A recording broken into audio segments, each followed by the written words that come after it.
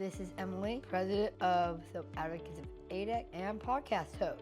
Welcome to another episode of our monthly podcast, Expert Tips by ADEC Self Advocates.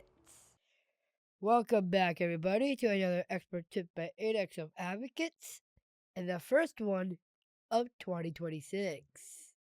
And today we have Stacy.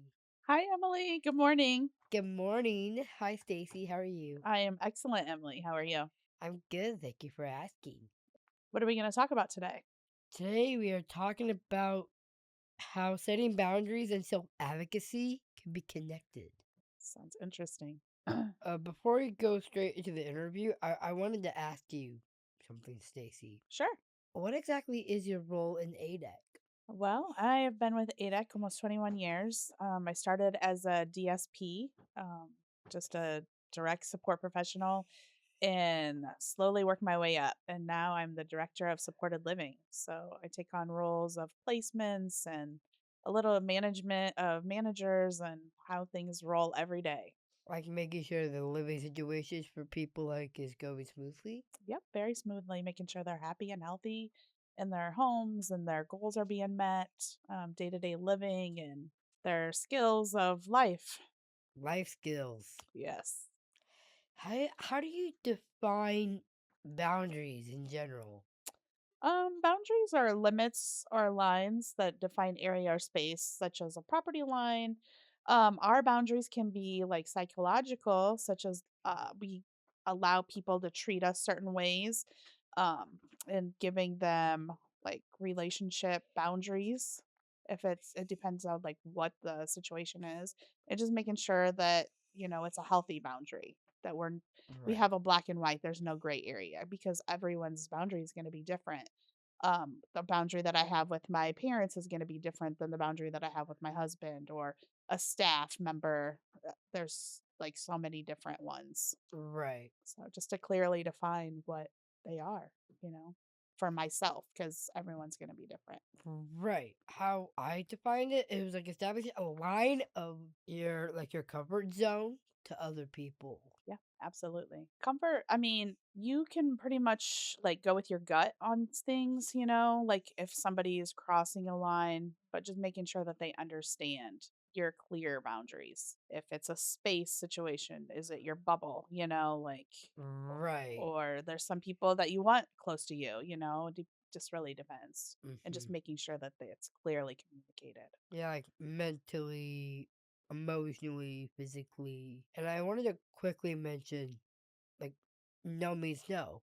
Like Yes, physically, no means no. absolutely. Because like consent is absolutely key in any relationship. Consensual. Absolutely. I totally agree. Yeah. So what is advocating boundaries? I believe that is different, like for everyone. Hmm. Deciding what is okay and what's okay with you, Right. and just making sure that you have clearly communicated that. Because, like I said, clearly defines when needs are limits to respect, but make sure that they know what those are. That's how we establish healthy relationships. Right. That actually makes a lot of sense because, like, with healthy relationships, yes, communication is key as for like consent, but also so is healthy boundaries. Yes. Making sure that those boundaries are communicated clearly and that the other person knows what your boundaries are so they can be Mm. mutually respected. And personally, like, for me, I have a hard time, like, with saying what I'm truly, like, thinking and feeling sometimes. I won't necessarily say that that's like a boundary of comfort, but like it depends on our comfort zones. It depends on like what we're comfortable with. Having the confidence is, I Yeah. mean, that's huge. And knowing, that you can say no in any situation. I mean, and it can be consensual. It can be somebody asking you clearly, do you want to clean your room? If you don't want to clean your room today, no, I don't want to. But knowing that what you say is how you're feeling Right. and having the confidence to say no. Right. Mhm. Speaking of that, what is considered a crossed boundary? When someone knows what the boundary is for someone else and they disrespect it or cross it. Hmm. Just knowing that I didn't want you in my room today and you came in anyways. Like it could be Right. anything as far as physical, it could be a space, it can be basically anything, but just knowing what somebody else's wishes are and you disrespected those. You crossed those boundaries. Yeah, when I think of like crossing someone's boundaries, I kind of think of, oh, that line that you established, that boundary line that you just established, and that line is being like not just crossed but tested. There's a lot of people out there. Sadly, it's just the world that we live in that, I mean, Hmm. thrive on crossing boundaries. But at the end of the Right. day, if you have established that and they know their boundaries, and if it's black and white and there's no gray area, it's not okay to cross someone's boundaries. Right. Yeah. I remember we talked about how confidence can be connected. Yes. How could one empower themselves to establish those boundaries? Um, Learning to say no, and knowing that that's okay and being okay with saying no and being okay with it. I start by understanding my needs first.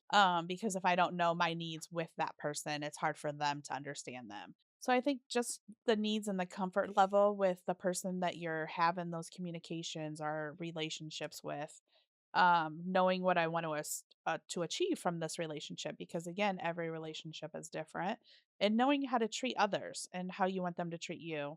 Knowing your self worth is very important. That will build your confidence.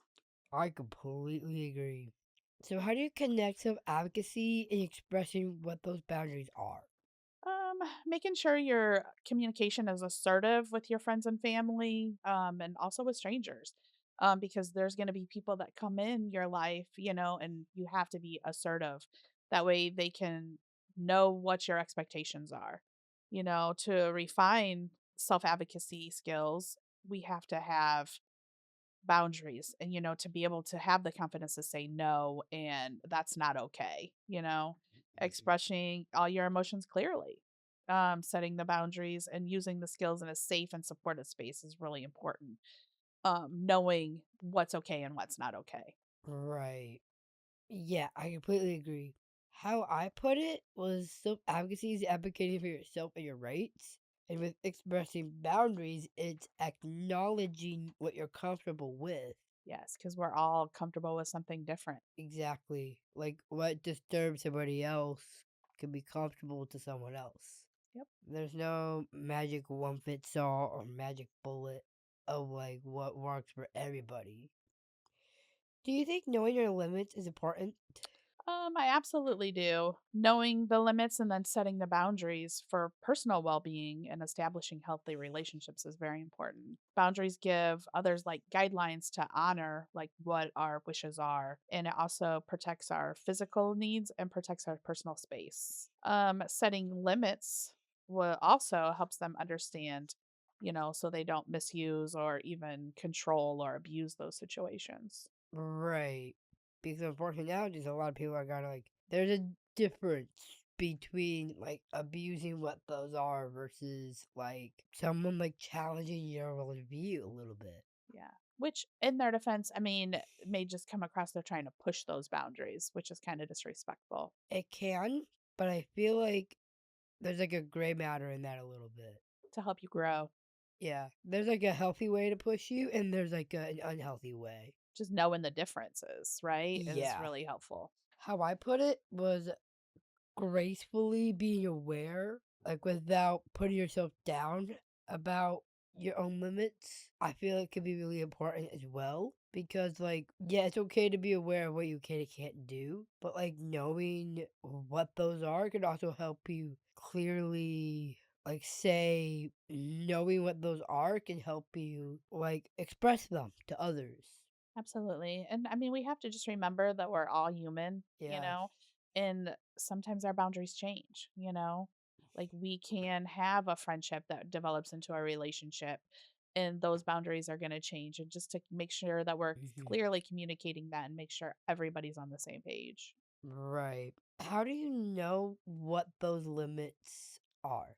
I tend to reflect on moments from the past where a boundary wasn't set or explained clearly. Maybe when somebody has crossed that boundary and that has made me establish that boundary.